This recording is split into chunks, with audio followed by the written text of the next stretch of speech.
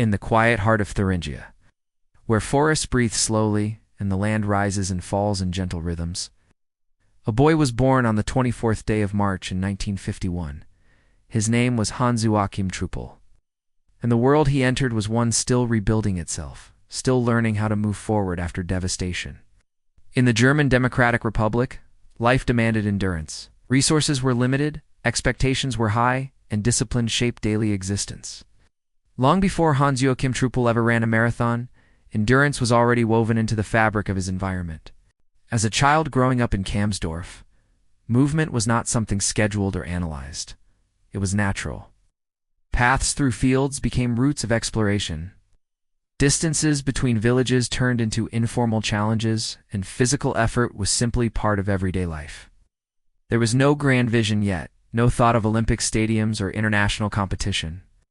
What existed instead was an instinctive ability to keep going, to move steadily forward without complaint, a trait that would later define him as a marathon runner. The German Democratic Republic placed enormous emphasis on sport as a representation of national strength and discipline. From an early age, children with athletic promise were identified and guided into structured training systems. Hans-Joachim Truppel entered athletics through this framework, initially exploring multiple disciplines before distance running began to reveal itself as his true strength. Unlike events that rewarded explosive power or instant speed, long-distance running suited his temperament. It demanded patience, control, and mental resilience. It rewarded those who could suffer quietly and continue when others slowed. By his teenage years, Truppel was already competing in organized athletics, absorbing the rigorous training methods that defined East German sport. Sessions were demanding, repetitive, and precise. Mileage accumulated week after week, often in harsh weather, with little emphasis on comfort and no tolerance for excuses. This was not romantic training. It was systematic, disciplined, and relentless. For Truppel, it became a way of life. In 1970, still only 19 years old, Hans-Joachim Truppel stepped onto the national stage by winning the marathon title of the German Democratic Republic. The victory was significant not only for its result, but for its implication. Marathon running was an event of experience, usually dominated by older athletes. For someone so young to claim the national championship suggested unusual potential. His time, respectable but not yet exceptional by international standards, marked the beginning rather than the culmination of a long journey. What followed was a period of steady development rather than sudden transformation. Truppel did not explode onto the world scene. He improved gradually, year by year, race by race. His performances reflected patience and consistency, qualities essential for a marathoner in an era where training knowledge was evolving but still deeply rooted in volume and repetition. He returned to national competitions repeatedly, refining his pacing, strengthening his endurance, and learning how to endure the psychological isolation of the marathon distance. In the early 1970s, Truppel expanded beyond domestic competition. He raced internationally, including appearances in Eastern Europe where marathon traditions ran deep. In 1973, he won the marathon in Dubno, Poland, one of the oldest marathon races in Europe. The victory demonstrated his ability to perform outside his home system, against unfamiliar competitors, and under different conditions. It was an important step, reinforcing his place among the leading marathon runners of his generation within the Eastern Bloc. Throughout the mid-1970s, Hans-Joachim Truppel became a constant presence near the top of East German marathon running. He won multiple national titles and placed consistently on podiums. Yet this period was also defined by intense internal competition. East Germany possessed an unusually strong group of marathon runners. Only a limited number could be selected for major international championships. Excellence alone was not enough. Timing, form, and selection decisions played decisive roles. One of the defining challenges of Truppel's career came in the shadow of another East German runner, Waldemar Cierpinski. Cierpinski would go on to win Olympic gold in 1976, becoming one of the most celebrated marathoners of his era. For Truppel, this meant competing at an extraordinary level without always receiving the same international opportunities. Despite strong performances, he was not selected for the 1976 Olympic Games. It was a setback. Not because it reflected failure, but because it illustrated how narrow the margin was between recognition and obscurity in elite marathon running. Rather than fading, Truppel persisted.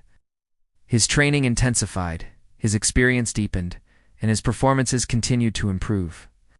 He competed in prestigious races such as the Fukuoka Marathon in Japan, one of the world's premier marathon events. There he faced deep international fields and harsh pacing demands. His ninth-place finish in 1975 demonstrated that he belonged among the world's best, capable of handling aggressive race dynamics far from home. By the late 1970s, Hans-Joachim Truppel was no longer a developing athlete. He was a fully formed marathoner in his prime. His running style reflected economy rather than drama. He did not surge impulsively or chase early leads. Instead, he measured effort carefully, conserving energy for the decisive stages when fatigue stripped away pretenses and revealed true strength. In 1979 and 1980, his persistence was finally rewarded with peak performances. He claimed another national championship, and in the spring of 1980, delivered the fastest marathon of his career in Karl-Marxstadt. His time of 2 hours, 11 minutes, and 56 seconds represented not only a personal best, but one of the finest marathon performances ever recorded by an East German athlete. The run secured his selection for the 1980 Olympic Games in Moscow. The Olympic marathon is unlike any other race. It unfolds under immense psychological pressure, with national pride, personal legacy, and years of preparation condensed into a single effort. In Moscow, Truppel lined up among the world's elite, aware that medals were unlikely but determined to run the best race possible. The conditions were demanding, the pace unforgiving. Over 42 kilometers, he maintained composure, resisted early overexertion, and relied on experience rather than ambition. He crossed the finish line in 11th place, clocking 2 hours, 14 minutes, and 55 seconds. It was not a podium finish, but it was an Olympic performance worthy of respect. In the context of the era, with limited opportunities for marathoners to compete internationally, simply reaching the Olympic start line represented a rare achievement. Finishing 11th confirmed Truppel's standing as one of the most reliable marathon runners of his time. After the Olympics, Hans-Joachim Truppel continued competing at a high level. In 1981, he won the Kazas Peace Marathon, one of Europe's most historic races, adding another major international victory to his record. His win there symbolized longevity, showing that even after the intensity of an Olympic cycle, he retained the strength and focus to dominate a classic marathon. In the early 1980s, as global marathon running entered a new era of professionalism and increasing international competition, Truppel remained competitive. He participated in the World Championships and continued racing until the natural decline that eventually comes for all endurance athletes. It tapered gradually, shaped by accumulated mileage and the quiet understanding that the body, no matter how disciplined, has limits. Beyond athletics, Hans-Joachim Truppel lived a life grounded in practicality. Alongside his sporting career, he worked as a concrete engineer, balancing professional responsibilities with elite training. This dual existence was typical of athletes in a system where sport was supported, but rarely fully detached from ordinary working life. It reinforced humility and discipline, anchoring athletic success within everyday reality. When his competitive career concluded, Truppel did not seek fame or public attention. He transitioned away from elite competition without spectacle, leaving behind records, results, and the respect of those who understood the demands of marathon running.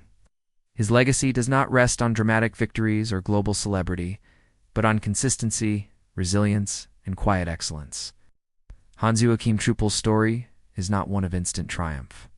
It is the story of a man who ran thousands of kilometers largely unseen, who endured seasons of competition, knowing that recognition might never come, and who still committed fully to the discipline of his craft.